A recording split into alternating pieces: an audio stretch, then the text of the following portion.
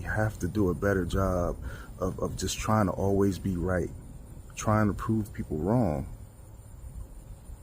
I mean, where's it getting us? You know, just watching the news, you turn on the news and you seeing what's going on in the world. Where is it getting us?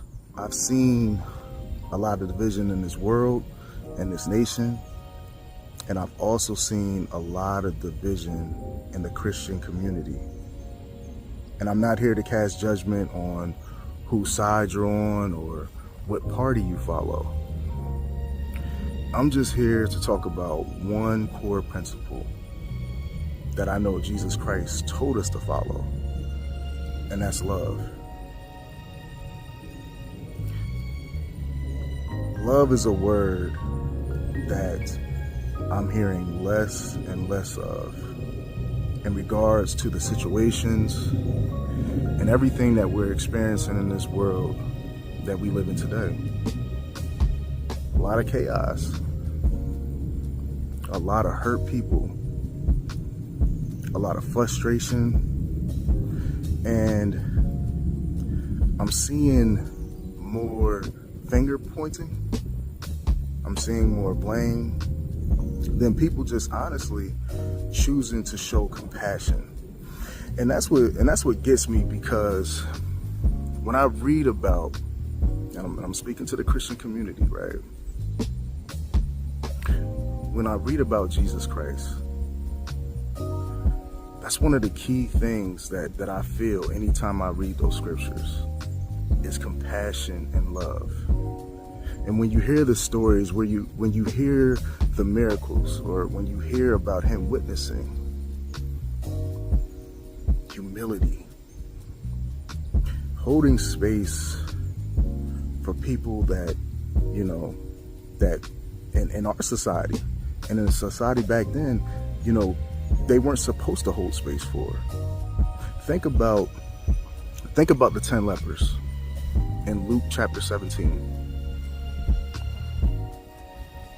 They were unclean by disease, but it didn't matter. Back in those days, lepers were seen as outcasts.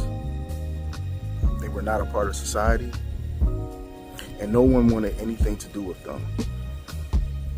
But when the lepers cried out to Jesus Christ and they asked for mercy, he told them to go to the pastor, to go to the priest, and they would be cleansed. And because of their obedience, that's exactly what he did. All 10 were cleansed, but only one came back to glorify God. And guess who came back? The Samaritan. Marginalized because he was a leper, marginalized because he was a Samaritan.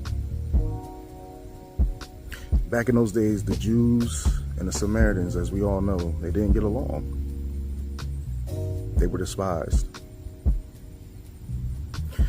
But because of his faith to call out to Jesus Christ, to ask to be cleansed, to follow through on the instruction that Jesus Christ gave him, the miracle happened. And out of all of the 10 lepers that the miracle was performed for, only the Samaritan came back to glorify God.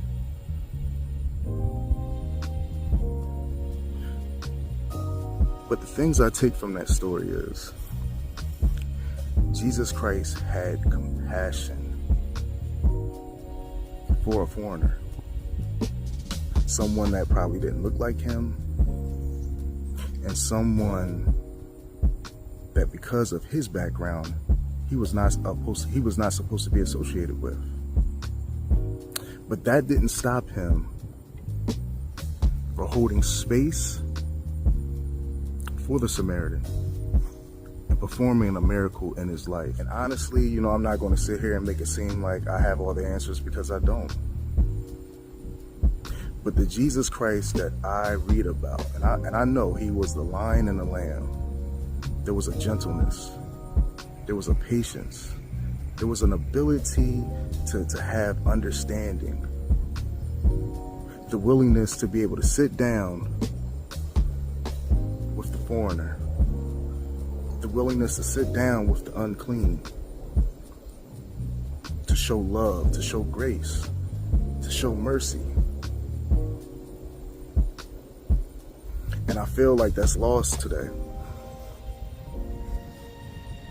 I feel like we are willing to bypass love and compassion just to push our narrative. And I'm saying we, because I'm guilty of it too. We bypass compassion and love to fit our agendas. And we bypass love and compassion for our own comfort.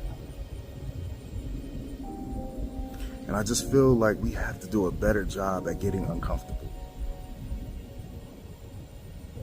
Willing to hold space for people in this society that don't look like us, that don't have the same background. Just being a listening ear instead of casting judgment. And we're casting judgment, and we have planks in our own eyes. Telling our counterparts about the speck in theirs, but we have planks in our own eyes. It doesn't matter which party you're registered to.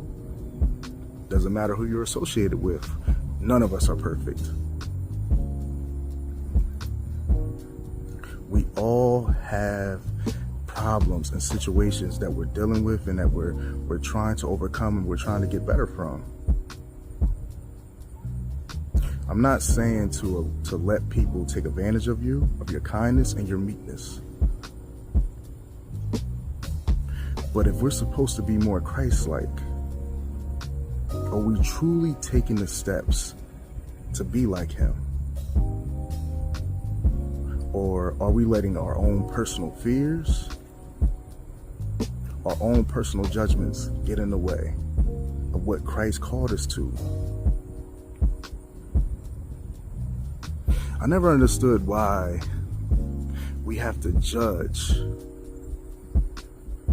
why we choose to judge or to point out flaws, to try to preach about Christ. And in my opinion, the greatest story, the only testimony that you ever need is what Christ did for us on that cross.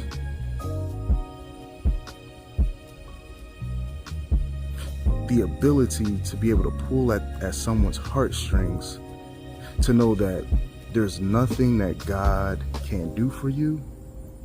There's nothing that he's not willing to do for or help deliver you from. The fact of everything that he endured on that cross for the remission of our sins should be enough.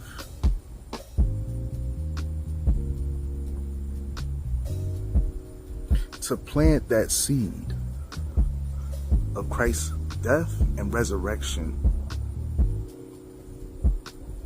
One of the greatest, if not the greatest love story ever told. I believe it's the greatest love story ever told. To plant that seed and to allow it to grow in someone's life without casting judgment on them, without pointing out their flaws, to allow Christ to perform the transformation, that they can see the love in us just by our actions and our compassion and our ability to just listen to whatever they're going through.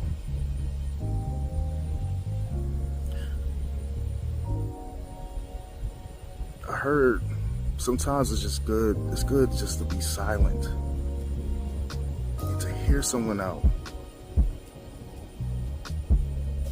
And as crazy as it may seem, and you can definitely know that whatever that person is talking to you about is wrong. But they have a burden and they have something heavy on them. And you can just be that listening ear to hold space for them, making room for them, to unload whatever they have to get off their chest.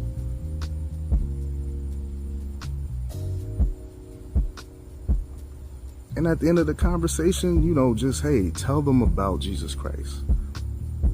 Tell them about who he is. Or if you have a personal testimony, what he did for you in your life.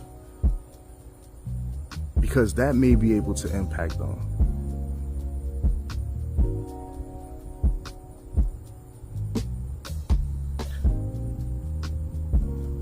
I don't know.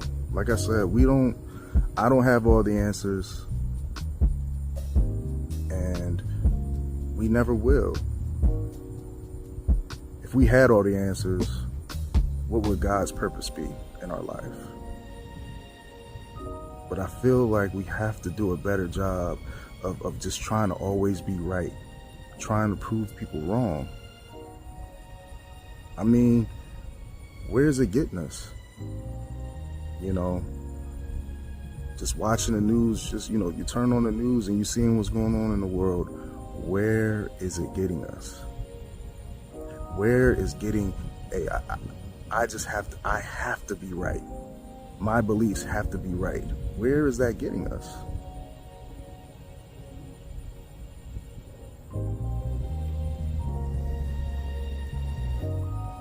I don't know. The Jesus I read about made room for all nationalities, the Jew, the Gentile. He held space, showed grace, showed mercy, showed love, was humble. I'm going to say that again, was humble. Not boasting in who he was. He told the truth in who he was, but not boastful.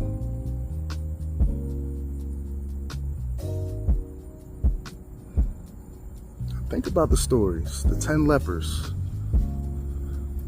The Samaritan woman. Marginalized. Foreigners. Outcasts. But Jesus Christ held space, held conversation, was willing to listen. And at the end of the conversation, offer salvation. Come follow me. Come follow me, and I will take on whatever it is that you're carrying.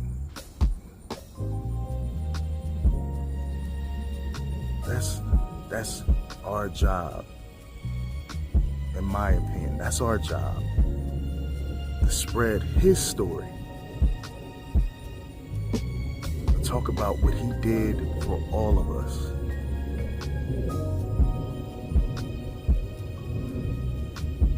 And I have hope we can get back, man. I have hope we can get back.